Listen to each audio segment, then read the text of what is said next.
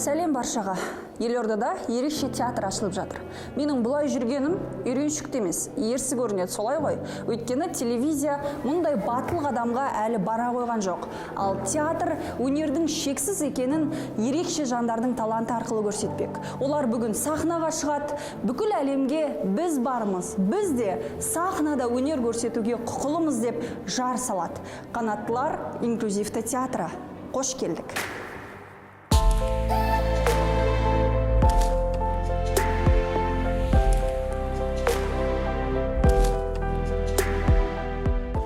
Потенциалы бөлек, бұлардан шығатын энергетика бөлек. Параденстен халықаралық байқаулардың жеңімпазы Севда Алиеваны көргеніне қатты қуанып тұрмын. Жігіттер бар ма, қыздар бар ма? Ең фурдиінді қарап жүріңдерші. Сылтырап тұрған жоқ па? Шамбасып тұрған жоқ екен? Бізге аяушылық сезіммен, біз тек қана ауруханаға баратын сияқты ойлайды. Олай дегенмен кеше ғана жау ед. Бүгін досым өмір. Арманымен кездесем де сағынып. Қабылайды неге бұл? Өміріміздің бе сенбеген әлде бірден тыс.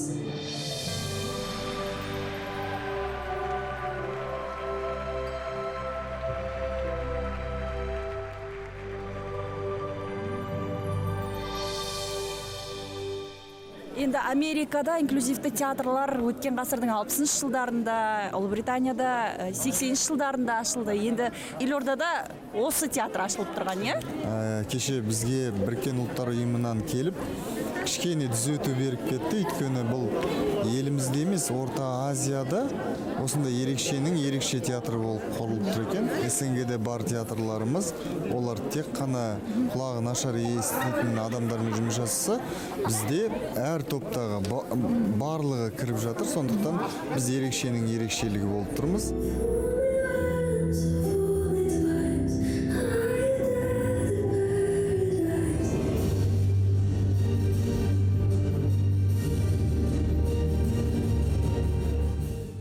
Арманым орындалды.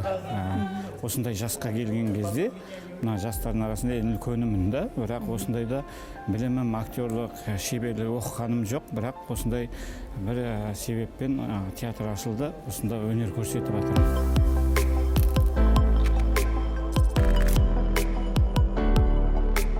Премьераға дайындалу үшін жарты жылдан көп уақыт кеткен. Театрдың ғана емес, актерлердің, сіздердің ғана емес, жалпы қоғамның бір қадам алға жылжуы, алға басуы, дамуы десек те болады. Адамдардың көзқарасы тек қана бізге аяушылық сезіммен, біз тек қана ауруханаға баратын сияқты ойлайды.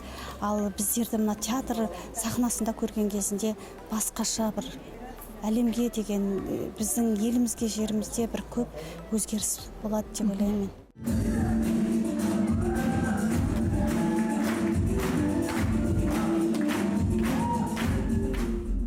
Олар бір-біріне мотивация беруден жалықпайтын сында. Расымен, сіз бен біз көз жұмып келген дүние. Ерекше жандарға не керек, олар не сезінеді? Осындай сұрақтарды өзіңізге қойып көрдіңіз бе? Чего не хватает? Не жетіспейді? Что не хватает? Что вы хотите? Актриса, актер болғысы келеді, профессиональный. Театр жетіспеді, ашылды. Енді тағы не ашылуы керек? Вот вы хотели театр, чтобы открыли. Вот открыли. Есть еще что хотите? Және де тілінде әнді қосылса дейді. Сондай пожеланиялар бар. Керемет, сәттілік.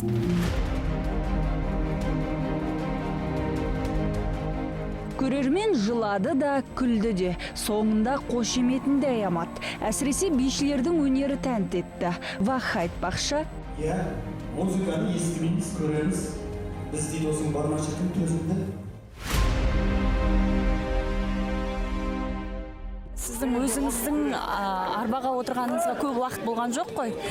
Кейін осы театрды ашу туралы ой келген кезде неге бұрын ойланбағанмын, неге осындай театрды бұрын іздемегенмін деген кішкене ойлар келген жоқ па? Енді әрине мен негізі жаңа айтып отырмын ғой, медицина мамандығынан келгем. Сондықтан травмадан кейін мен өзім театрға өмірімде бірінші рет 2013 жылы келгем. Сол кезде мен білдім осындай театрлар Европада, басқа мемлекеттерде бар. Сондықтан енді ешқашан әр бастамаға кеш емес деп ойлаймын. Дені сау адамдарға шүкіршілікті үйрететін, ал осындай жағдайда жүрген азаматтарымызға, ерекше азаматтарымызға қанат бітіретін осындай спектакльдер көбейсе деген ниетім бар. Режиссер мен арнайы мамандардың көп еңбектенгені көрініп тұр. Әр актер әр тілде сөйлейді, әрі түсініседі. Ал нәтижесін өзіңіз көріңіз, құрметті көрермен.